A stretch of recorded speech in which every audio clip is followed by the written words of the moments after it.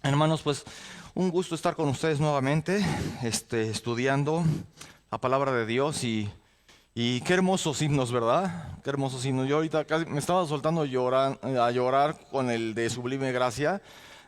¿Quién de ustedes sabe el origen de esta alabanza, de esta canción? Es, el autor se llama John Newton, se llamaba John Newton, fue un británico que se dedicaba al comercio de esclavos, al tráfico de esclavos, y tuvo una vida muy destrampada, muy liberal.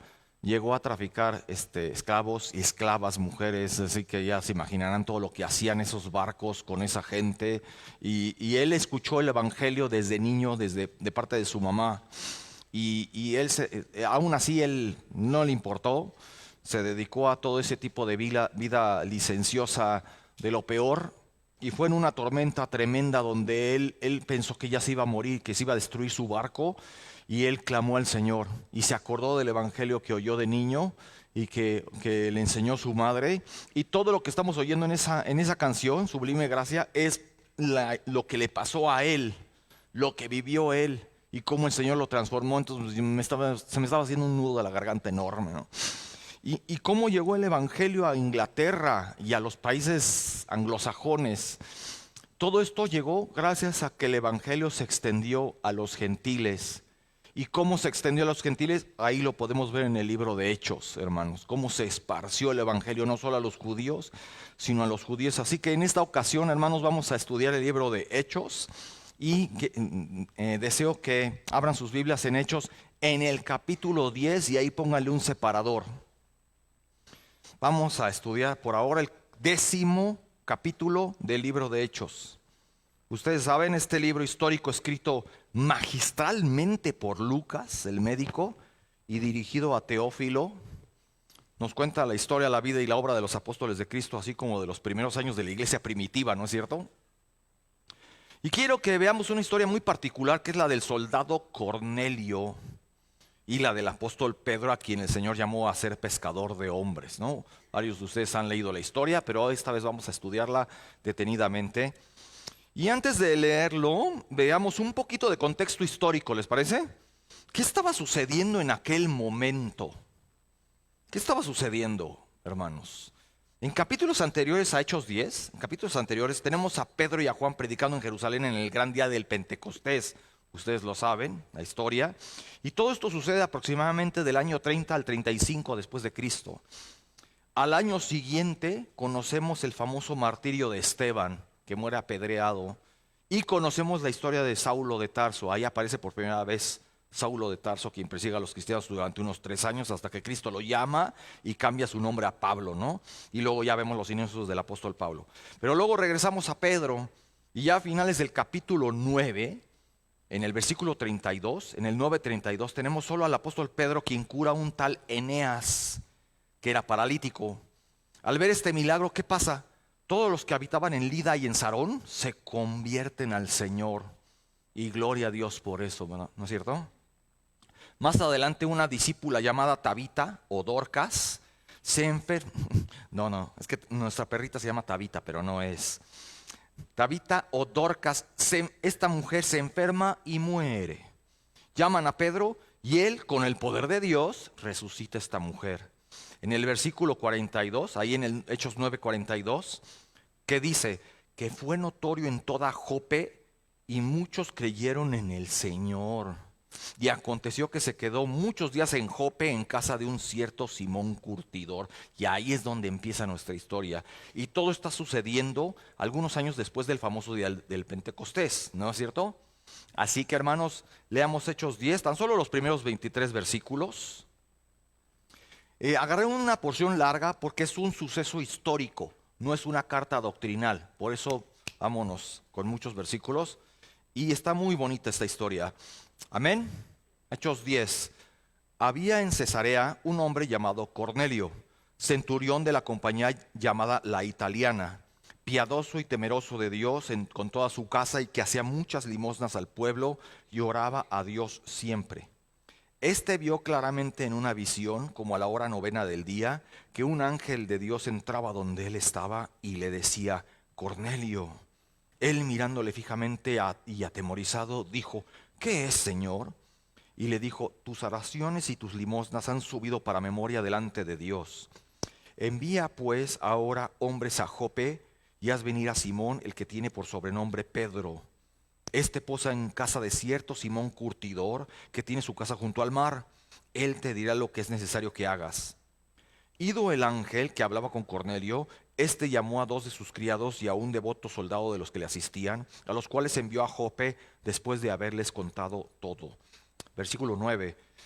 Al día siguiente, mientras ellos iban por el camino y se acercaban a la ciudad, Pedro subió a la azotea para orar cerca de la hora sexta, y tuvo gran hambre y quiso comer, pero mientras le preparaban algo, le sobrevino un éxtasis.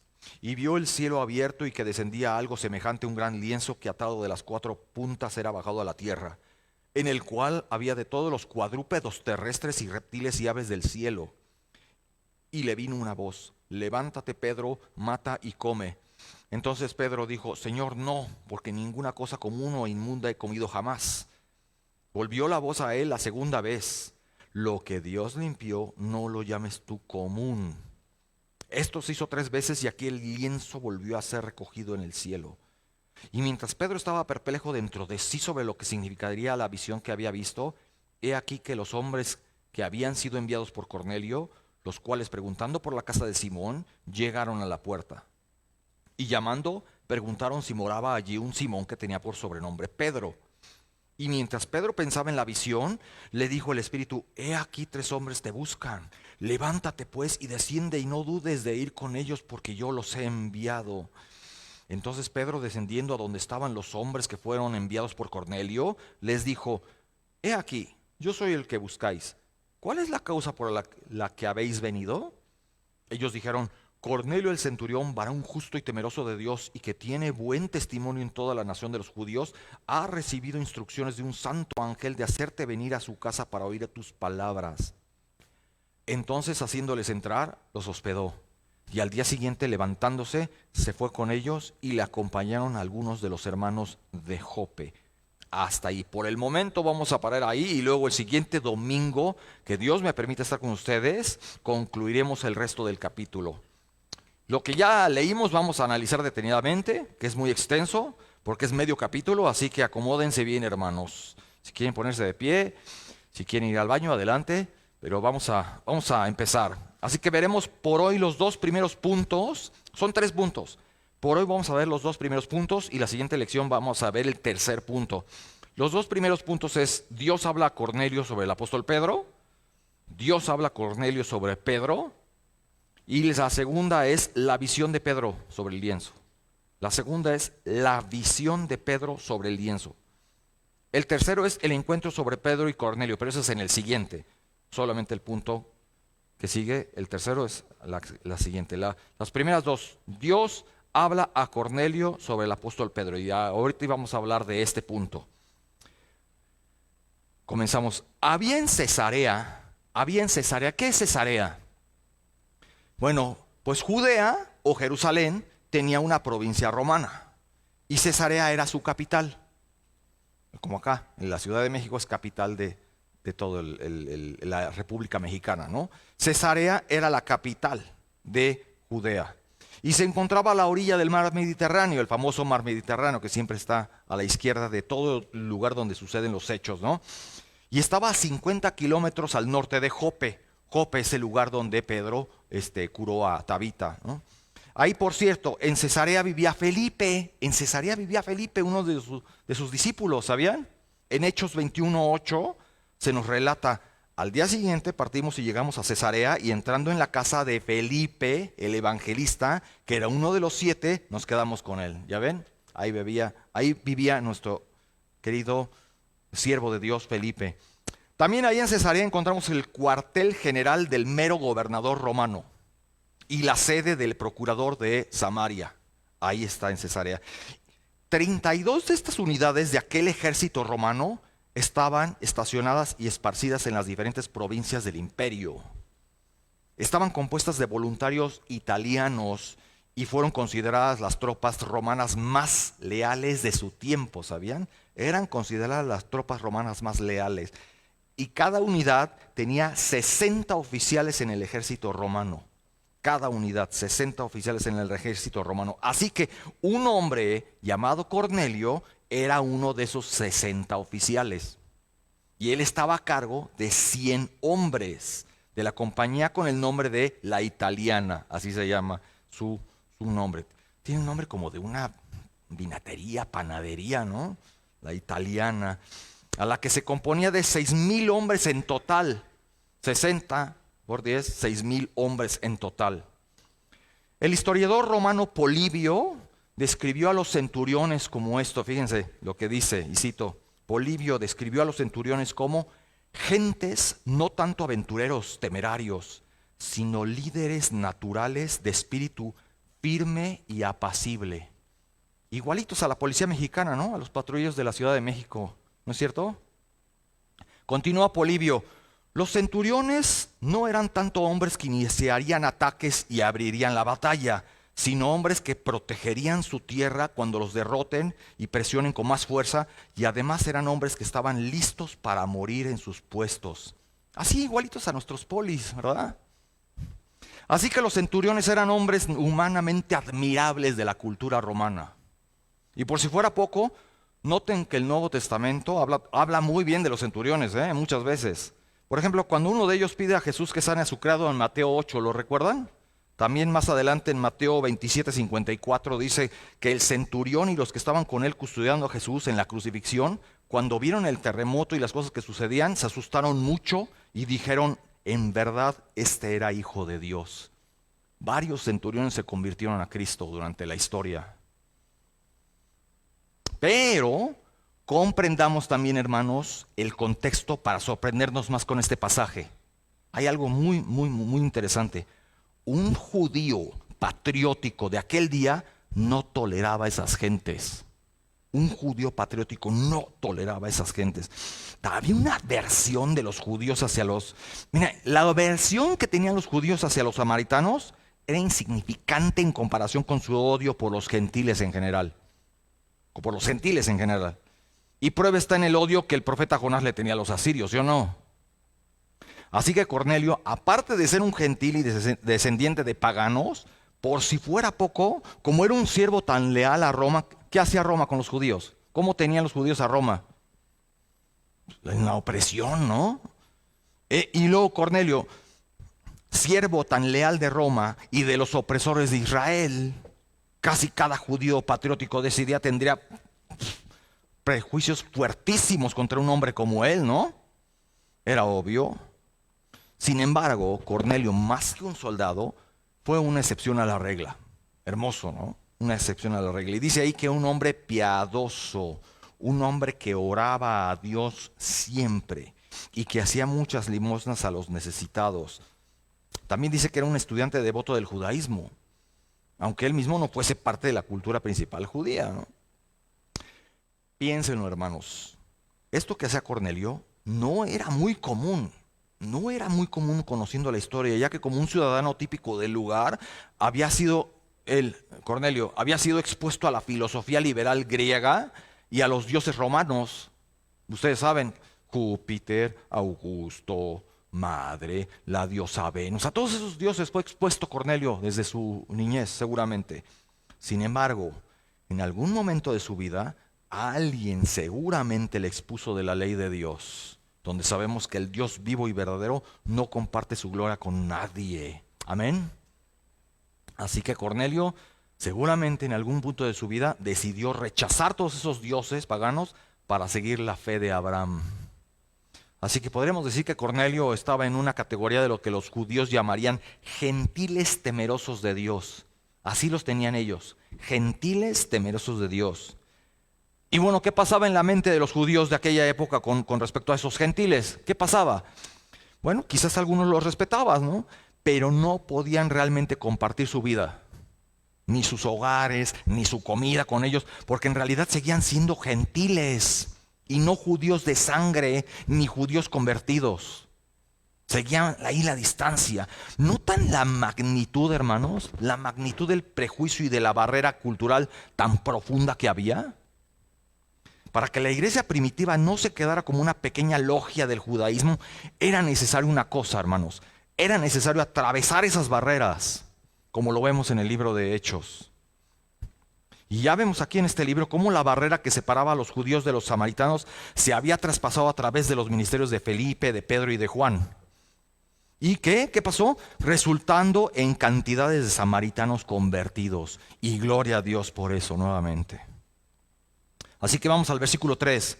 Aquí vamos a ver cómo Dios envía un ángel para decirle a Cornelio que busca a Pedro, ¿no? Este vio claramente en una visión como a la hora novena del día. ¿Qué es la hora novena del día? Las 3 de la tarde. Porque en el horario judío el día empieza a las 6 de la mañana. Entonces, súmenle 9, las 3 de la tarde. Esa es la hora novena del día, a las 3 de la tarde. No se nos dice aquí específicamente que Cornelio estaba orando, pero bueno, era la hora de costumbre de oración para los judíos. En fin, lo importante es esto. A causa de la elección soberana de Dios sobre Cornelio y en respuesta a su corazón de búsqueda, Dios está moviendo las fichas a fin de prepararlo. Y vemos cómo el Señor responde a la oración de este hombre enviándole un mensaje angelical. Por eso dice ahí el verso que un ángel de Dios entraba donde él estaba y le decía, Cornelio, qué privilegio, ¿no? Aquí, por cierto, hay otra cosa interesante, hermanos. Noten que Dios, hay algo bien padre aquí. Noten que Dios nunca envía ángeles con buenas noticias, ni mucho menos le habla directamente a gentes que no han de ser salvas. Nunca hace eso. Y aquí el Señor, por medio de su ángel, le habla directamente a este centurión, aún llamándolo por su nombre. No dice, soldadito, a ver, no, Cornelio le dice. ¿Qué es lo que nos dice Dios en Jeremías 33:3? Clama a mí, ¿y qué? Y yo te responderé. Y aparte, y te enseñaré cosas grandes y ocultas que tú no conoces. También notamos que este centurión responde con un temor de lo celestial y lo santo. Vean su respuesta. Dice ahí que estaba mirándole fijamente y atemorizado. No se revela algún matiz de cinismo ante esta revelación, como muchos paganos lo harían, ¿verdad? Contrario a mucha gente que retoga y que rezonga cuando alguien superior lo exhorta, o a gente que responde como Caín, ¿no? De manera frívola, ¿no? Hasta retadora, desafiante, cuando Dios mismo les llama. Este hombre al instante respondió, ¿qué es, Señor? Casi dice, heme aquí, ¿no? ¿Qué es, Señor? Esto cómo nos muestra que Cornelio sí tenía aún con sus ignorancias, sí tenía una verdadera relación con Dios. Muy similar a los hombres escogidos del Antiguo Testamento, ¿no es cierto? Así que el ángel le dice, tus oraciones y tus limosnas han subido para memoria delante de Dios. Fíjense que la fe de Cornelio era similar a la de muchos, ¿no? Vuelvo a repetirlo, muchos del Antiguo Testamento. Como vemos que David escribe en el Salmo 141, Jehová, a ti he clamado, apresúrate a mí, escucha mi voz cuando te invocare. Suba mi oración delante de ti como el incienso, el don de mis manos como la ofrenda de la tarde, ¿no? Y como mencioné, hermanos, independientemente de la iniciativa que haya tenido Cornelio para anhelar seguir a Jehová, Dios de Israel, detrás de bambalinas sabemos que nuestro Dios tocó e iluminó el corazón de Cornelio, que de otra forma habría sido imposible, ¿sí o no? Así es. ¿Cómo inicia la salvación? Dios buscando al hombre, arrastrándolo hacia sí mismo. Envía pues ahora hombres a Jope. Recuerden, Jope estaba a 50 kilómetros de Cesarea. No solo allí encontrarían a Simón Pedro, ¿Recuerdan a Lidia? Lidia, la vendedora de púrpura, en otro pasaje de Hechos, quien se convirtió con la predicación de Pablo, también ahí vivía en Jope, esa mujer. Jope es conocido, varias veces mencionado ese lugar en Hechos. Y sigue, y haz venir a Simón, ahí en el versículo, y haz venir a Simón, el que tiene por sobrenombre Pedro. Este posa en casa de cierto Simón curtidor que tiene su casa junto al mar. Qué bonito ha de ser la vista ahí, ¿no? Que tiene su casa junto al mar. Probablemente Cornelio, pues, la costa ahí, las palmeritas, las gaviotas, los huracanes. No, pero el mar Mediterráneo, no sé si hayan habido tsunamis, no lo sé. Pero bueno, probablemente Cornelio ni siquiera tenía conocimientos de quién era Pedro. Pero sabía que debía hacer lo que Dios le dijo que hiciera, ¿no? Y podía confiar en que Dios estaba hablando a este llamado. Y Pedro también, ¿no? Él te dirá lo que es necesario que hagas. ¿Ven cómo Dios mueve las fichas? Noten esto también. Dios envió un ángel en una visión a Cornelio, pero usó un hombre para predicarle el evangelio. ¿Ya vieron? Por alguna razón, a los ángeles no les es permitido hablar del evangelio a los perdidos. Esa es una tarea y al mismo tiempo un privilegio de ¿quiénes? De nosotros. Solamente nos es asignada a nosotros. El ángel bien fácil pudo haberle dicho, pues ahí le predico el evangelio de Cristo y ya. Más fácil. Pero a veces al Señor le gusta hacerla de emoción, ¿no? Y en el buen sentido, le gusta mover a sus creyentes para que le predican a otros. Y eso es ese privilegio lo tenemos nosotros. A veces privilegio que los ángeles mismos anhelan, pero no les tienen permitido el Señor. Dice el comentarista Lenski, y cito, los ángeles pueden ayudar a conectar a los hombres con los predicadores designados por Dios. Nunca se les permite hacer más. ¿Por qué? Solo el Señor sabe sus designios, ¿no? Versículo 7, hermanos. Aquí vemos cómo Cornelio obedece a la orden de Dios y envía por Pedro, ¿no? Versículo 7. Ido el ángel que hablaba con Cornelio, este llamó a 2 de sus criados y a un devoto soldado de los que le asistían. Devoto, o sea que tenía la misma convicción y fe que Cornelio. Y a un devoto soldado de los que le asistían, a los cuales envió a Jope, después de haberles contado todo. Aquí aparentemente notamos que la fe de Cornelio era contagiosa, ¿no? Se ve, por lo que nos está relatando el hecho. La fe de Cornelio era contagiosa. Y hasta ahí vemos cómo habían unos de su casa y bajo su mando que obedecían a este hombre y seguramente también estaban buscando al Dios de Israel. Y nuevamente, gloria a Dios por ello, ¿no, hermanos? Hermanos, Dios responde a las sinceras oraciones de los que le buscan y envía a la persona apta con la información adecuada en el tiempo apropiado. Solo espera de nosotros una cosa: obediencia. Obediencia, hermanos, que nosotros somos tan cabezones a veces y no obedecemos, pero solamente espera eso el Señor: obediencia. Veamos el segundo punto, la visión de Pedro sobre el lienzo. Segundo punto, la visión de Pedro sobre el lienzo. Aquí está Pedro en la azotea de Simón el curtidor. ¿Quién es el Simón el curtidor? No lo sé, pero ahí estaba Simón Pedro en su casa. ¿Qué hacía ahí? Bueno, no sé, le dio hospedaje, le debía algo, no sé. ¿Qué hacía? ¿Dónde está su familia? No sabemos esas cuestiones, no lo relata la frase, pero bueno. Versículo 9. Vamos a someternos a lo que dice el texto. Al día siguiente, un solo día de camino, mientras ellos iban por el camino y se acercaban a la ciudad, Pedro subió a la azotea para orar cerca de la hora sexta. ¿Qué es la hora sexta? Las 12. Como el día empieza a las 6 de la mañana, que es la hora primera, entonces la hora sexta es las 12 del mediodía. En nuestra cultura moderna, nosotros subimos a la azotea ¿para qué? Para revisar el tinaco, impermeabilizar, asolearnos, o en algunas casas para espiar y oír el chisme del vecino. ¿Viste, manita, que? Y tú aquí. Subir a tender la ropa, o dejar ahí al perro. Pues hay casas donde dejan al perro, pobrecito, y el perro ahí ladrándole a los que pasan, ¿no? Desde arriba. Pues en esa cultura la azotea se usaba para la adoración. Tanto judíos como paganos subían a adorar. Algunos ofrecían hasta ahí sacrificios en la azotea, ¿sabían? Y normalmente era usada como una especie de patio. Era como un patio. No había nada extraño en que Pedro subiera a la azotea para orar. No era parte de su personalidad. ¿Qué está haciendo ese cuate? Está cada vez más loco. No, él subió, Pedro, normal, a orar en la azotea, ¿no? Y luego, ¿qué pasa? Tuvo gran hambre y quiso comer. Obvio. Tuvo hambre, quiso comer. Y esto sucede a menudo durante la oración.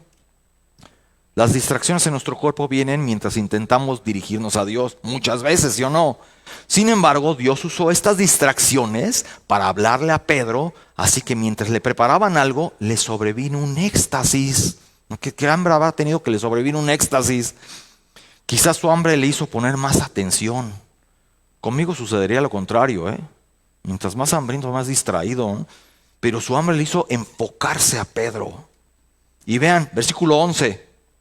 Y vio el cielo abierto. Qué privilegio, ¿no?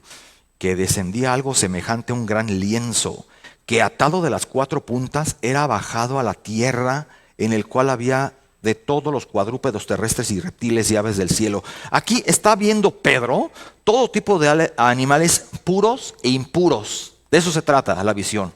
Puros e impuros. Kosher y no kosher. Exhibidos sobre un trasfondo como un lienzo, reflejando las instrucciones divinas gastronómicas del Antiguo Testamento, que Pedro conocía muy bien, como en Levítico 20. Si quieren, acompáñenme a Levítico 20. Levítico 20, del 25 al 26.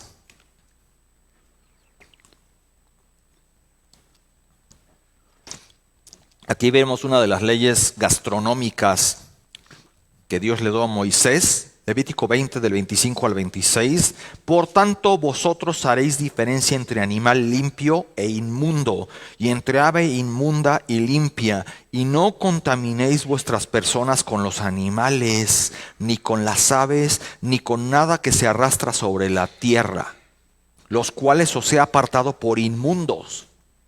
Habéis pues de serme santos, porque yo Jehová soy santo, y os he apartado de los pueblos para que seáis mío.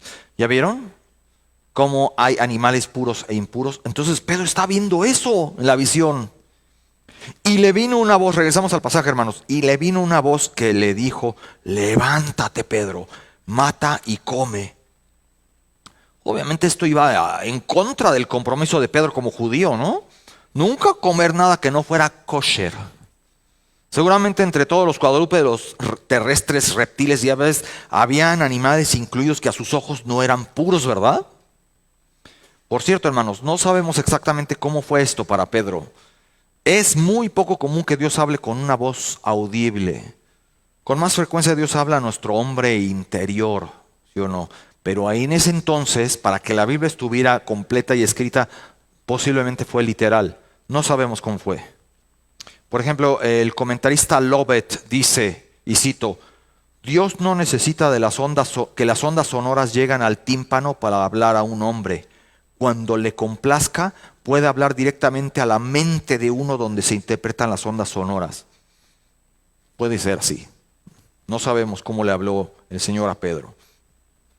Entonces Pedro dijo: Señor, no. Ay, qué respuesta. Señor, no, porque nunca cosa común o inmunda he comido jamás. Aquí la respuesta de Pedro es como absurda y algo contradictoria, ¿ve? En su estricta disciplina, en su celosa disciplina alimenticia de comer solo lo kosher, no se dio cuenta que le estaba diciendo la palabra no a su Señor. Como es que a veces que a Pedro lo hacía, ¿no? Como a Pedro le faltaba visión, el ver las cosas en perspectiva, dijo no. Por el momento, de manera impetuosa, dijo: no, Señor. Se ve que aún no logra comprender lo que estaba sucediendo Pedro, ¿verdad? Pedro no tenía la mala costumbre, Pedro tenía más bien la mala costumbre de decirle a Jesús no. Por ejemplo, en Juan 13:8, ¿no? Cuando Pedro le dijo: no me lavarás los pies jamás. Y Jesús le respondió: si no te lavare, no tendrás parte conmigo. Y Pedro era de esos que a veces decía no. Comparen, hermanos, la respuesta de Pedro a Dios: Señor, no, con la respuesta de Cornelio a Dios: ¿qué es, Señor? Ese día parece que Cornelio fue más sensible a Dios que Pedro. La única respuesta legítima a una petición de nuestro Señor debería ser sí. De nosotros siempre debería ser sí. Y comprendamos esto: Pedro fue salvo, Pedro fue lleno del Espíritu Santo, y Pedro había sido grandemente usado por Dios, y a la vez Pedro seguía siendo Pedro. Dios no lo usó porque era perfecto, sino porque iba espiritualmente en la dirección correcta y porque estaba disponible. Y muchas veces, hermanos, caemos en la trampa de creer que debemos ser perfeccionados, perfectos.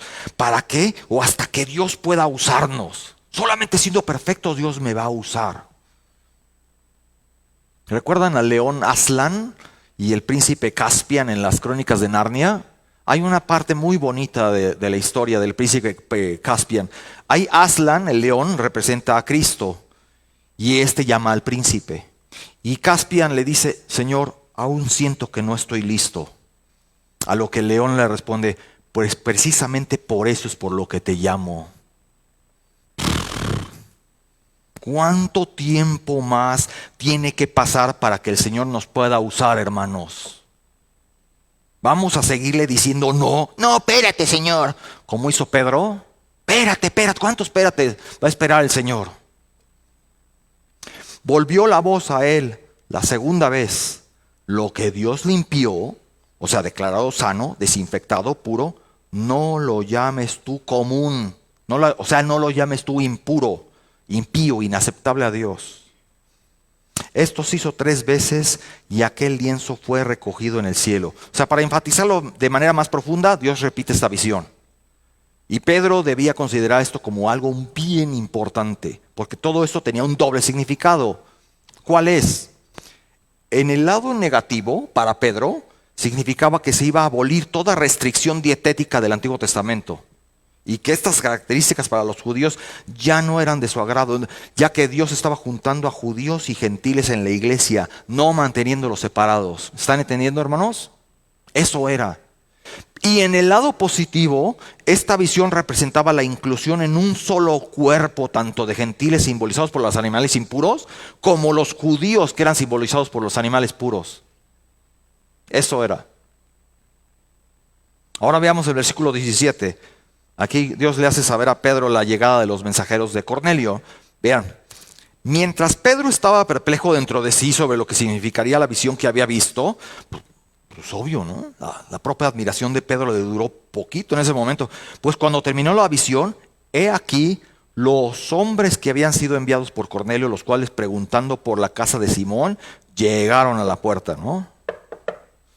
Y llamando, preguntaron si moraba allí un Simón que tenía por sobrenombre Pedro. Fíjense, llegó esto en el tiempo preciso y ocurrió cuando Dios le habló a Pedro a través de los visitantes que acababan de llegar a su puerta. Increíble, ¿no? Como la coordinación del tiempo exacta. Y mientras Pedro pensaba en la visión, le dijo el Espíritu. Vean, previamente unos versos atrás se nos relata que una voz le habló a Pedro, ¿no? Ahora se nos dice que el Espíritu le habló. El Espíritu le habló. Ese fue Dios directamente en la persona del Espíritu Santo, hablándole a Pedro. 3 hombres te buscan. Levántate pues y desciende y no dudes de ir con ellos porque yo los he enviado. Fíjense, en este punto, Dios no le ha dicho a Pedro que sus visitantes eran gentiles. Normalmente un judío piadoso como Pedro no se relacionaría de esta manera con gentiles, ¿verdad?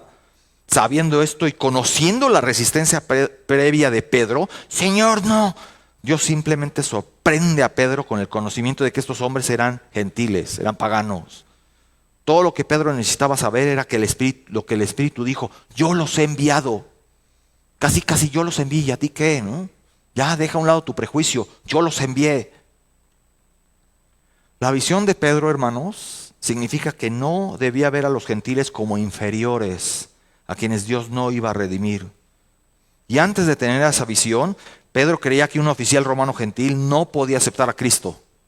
Los veían con un repudio tremendo, ¿no? Igual que el profeta Jonás, quien creía que los indignos de Nínive no podían ser salvados, con un menosprecio total, ¿no? Y muchas veces así somos nosotros, hermanos. Mediante las circunstancias, el Señor a veces nos pone personas incrédulas para que les compartamos de Cristo, y hay que admitirlo, más de una vez lo hemos sentido en nuestro interior, pero le damos la vuelta. Procuramos evitar evangelizar a esa persona o darle atisbos de que somos creyentes. Y muchas veces, hermanos, hemos sido infieles al llamado que Dios nos da. Reconozcámoslo, todos hemos pasado por eso y le hemos dado la vuelta. Reconozcámoslo y pidamos perdón al Señor por nuestra actitud muchas veces bien negligente. Versículo 21, hermanos. Pedro va con los mensajeros a Cesarea para ver a Cornelio. Versículo 21. Entonces Pedro, descendiendo a donde estaban los hombres que fueron enviados por Cornelio. Aquí Pedro debe haberse sorprendido cuando abre la puerta y ve a 2 siervos y un soldado en su puerta, ¿no? Él había sabido de inmediato que no eran judíos. Y hasta se preguntaba por qué Dios le dijo que fuera con ellos y por qué Dios lo había enviado. La idea que Dios podía enviar y usar gentiles era completamente nueva para este apóstol. Dios estaba entonces expandiendo la mente y el corazón de Pedro. Así que el apóstol, ya bien bronceadito por el sol, bajó y les dijo: he aquí, yo soy el que buscáis. ¿Cuál es la causa por la que habéis venido? Pedro finalmente obedece, y aunque quizás ni lo entendía por completo todo lo que estaba sucediendo, puso atención. Y ellos dijeron: Cornelio, el centurión, varón justo y temeroso de Dios, y que tiene buen testimonio en toda la nación de los judíos, ha recibido instrucciones de un santo ángel. Vean la convicción de los soldados, hermanos. No están tomando a centurión como a loco, están compartiendo su fe. Ellos le creen que Cornelio tuvo una aparición de un ángel. Ha recibido instrucciones de un santo ángel de hacerte venir a su casa para oír tus palabras. Qué privilegio para Pedro, ¿no es cierto? Aquí como los mensajeros de Cornelio vienen con una invitación. Una invitación. Pedro debía ir a la casa de Cornelio, quien quiere oír sus palabras. Es tan hermoso cuando alguien te invita porque quiere oír el evangelio. No, creo que no hay gozo que se le compare cuando te invitan para que le compartas de Cristo, porque estás traspasando ese espectro espiritual cuando le hablas de Cristo.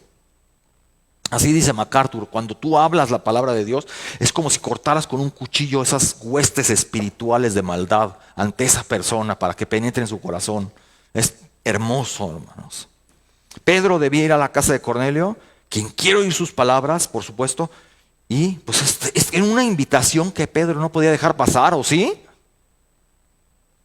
Un gentil, peor aún, un oficial en el ejército romano, quería oír el evangelio de Pedro.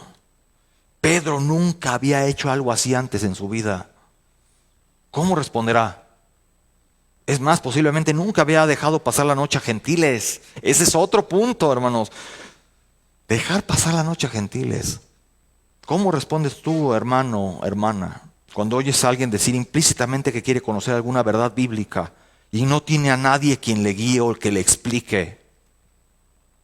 Por eso necesitamos hombres y mujeres preparados. No es que el seminario te capacite para alzarte y ay, yo lo sé todo. No es cierto. Sea el seminario o no, necesitamos hombres y mujeres preparados, que lean mucho, que estudien mucho, que sepan cómo responder ante esos momentos especiales con la gente. Y qué vergüenza que allá afuera haya tantos liberales y ateos que leen muchísimo y se entrenan en argumentos para, según ellos, desacreditar el cristianismo, y nosotros no estamos preparados. No estamos preparados, como escribió el apóstol Judas, para contender ardientemente por la fe. En una iglesia una vez estábamos allá en la colonia Guerrero, fuimos a una iglesia, ¿te acuerdas, mi amor? Nos sentamos en un culto dominical y el pastor predicó de Gálatas y hizo una pregunta tan sencilla. ¿Quién me puede responder quién escribió Gálatas? ¿Quién escribió Gálatas? Y nadie respondió, nadie sabía. Uno por ahí, uno más, Pablo, pero nadie más sabía quién escribió Gálatas. ¡Qué vergüenza! Qué triste, ¿no? Y mientras los ateos estudiando y empapándose de libros, todos veneno, ¿verdad? Pero empapándose para ganar los debates, ¿no? Y no se trata de ganar debates, sino de defender la fe, ser apologéticos, hermanos.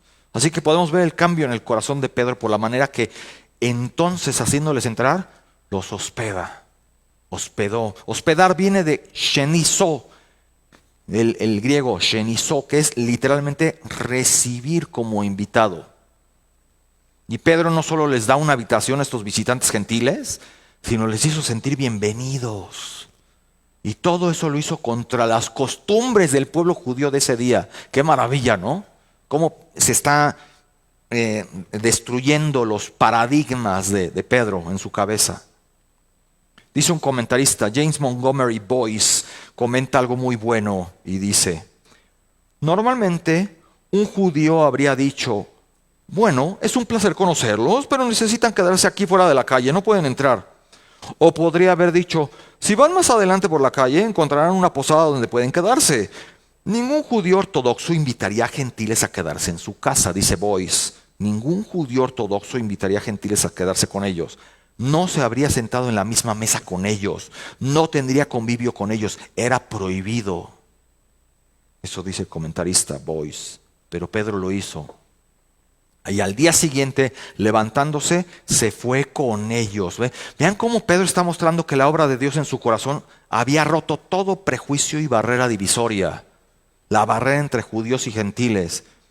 Y habiendo roto aquello, Pedro extiende el amor a sus vecinos gentiles en obediencia a la visión y a lo que Dios le dijo que hiciera, ¿no es cierto? Y le acompañaron algunos de los hermanos de Jope. Aquí, según Hechos 11:12, Pedro llevó a seis que también eran judíos. Por cierto, esto no se le ordenó a Pedro que hiciera, ¿sabían?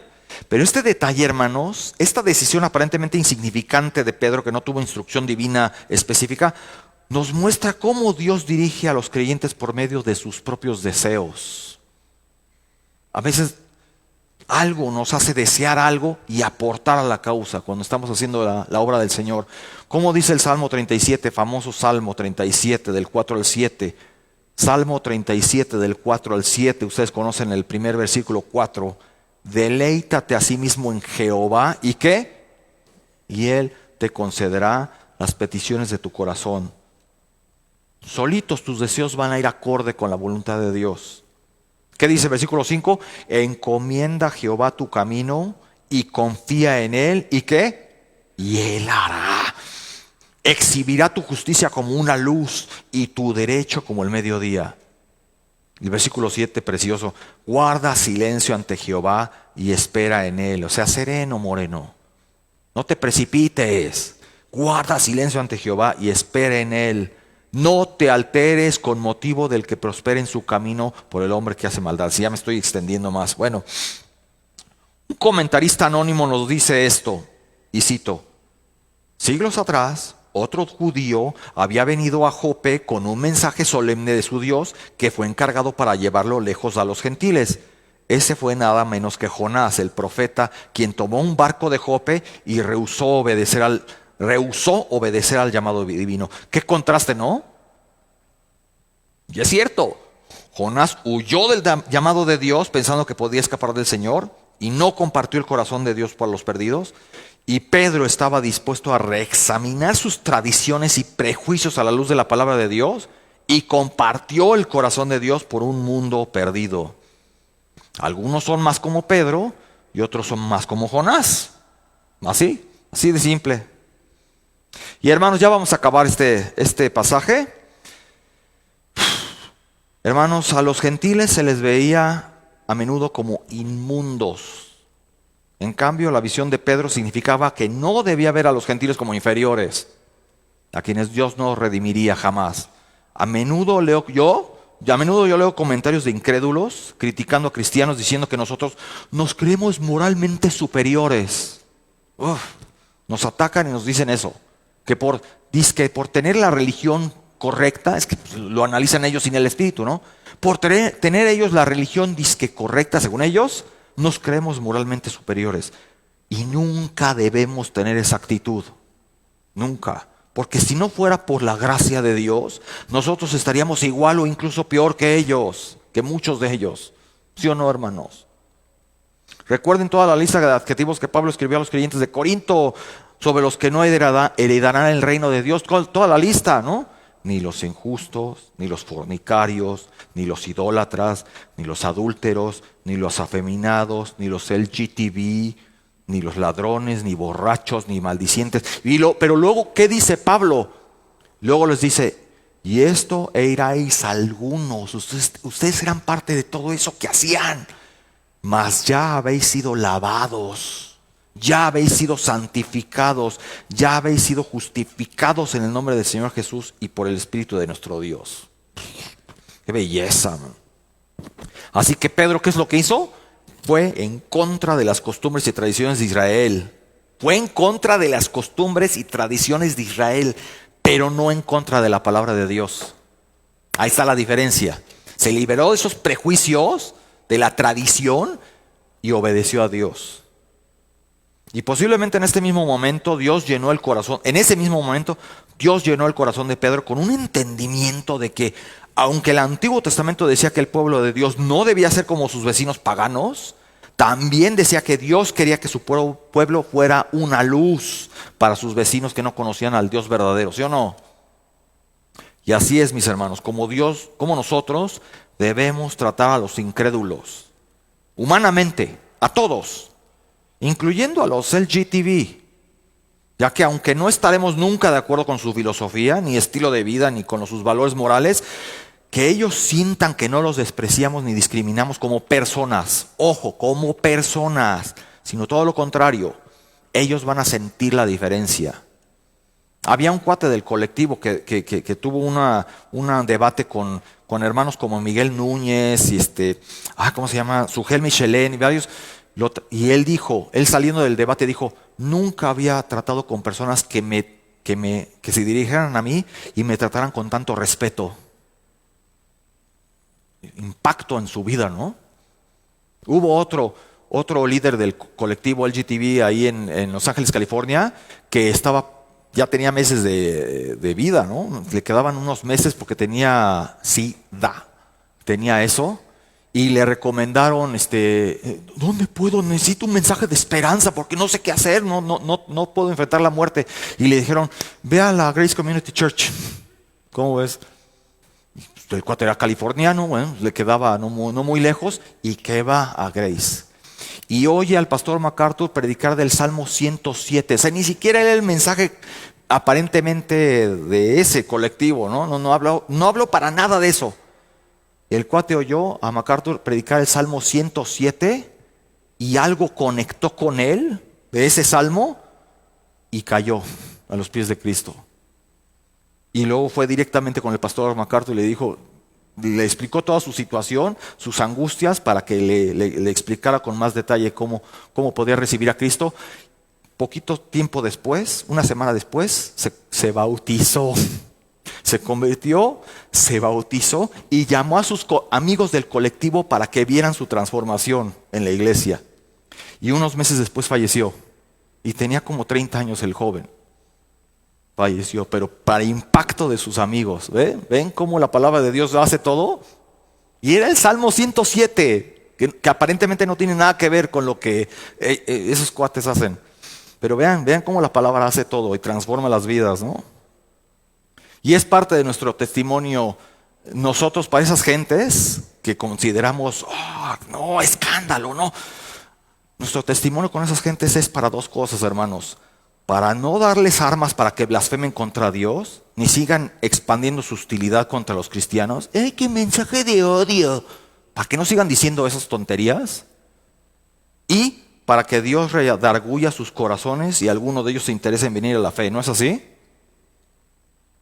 Todo esto es, hermanos, por pura gracia. Así que mejor seamos humildes, glorifiquemos a Dios, seamos más sensibles y pongámonos en los zapatos de aquel a quien le estamos dando testimonio, ¿no? No sabemos nosotros tampoco qué cosas puede estar pasando y sufriendo el otro. No sabemos qué puedan estar sufriendo los demás.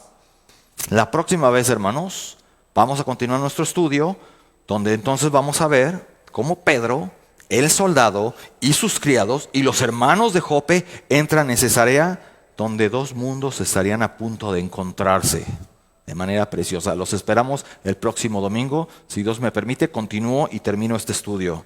Oremos. Bendito Señor, gracias por esta lección tan hermosa que nos das, como tú rompes las barreras del prejuicio, del paradigma que muchas veces tenemos. Rompiste los paradigmas de Pedro con su tradición judía y escuchó realmente lo que era tu voz, tu palabra.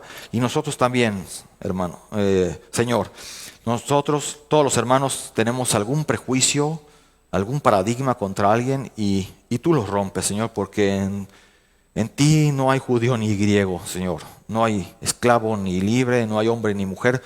Espiritualmente estamos desnudos y somos parejos todos delante de ti. No hay nadie moralmente superior ni inferior, Señor. Todos estamos expuestos ante tu presencia, Señor. Y ayúdanos a dar luz y testimonio, a prepararnos más para contender por la fe y también presentar nuestra fe con mansedumbre y reverencia a todo aquel que pregunte por ello, Señor. Gracias, Señor, por tu palabra. En el nombre de Cristo Jesús. Amén. Gracias, hermanos. Feliz año nuevo. Y ahora sí que, como quien dice, me va a tocar predicar la conclusión hasta el próximo año. Gracias, hermanos.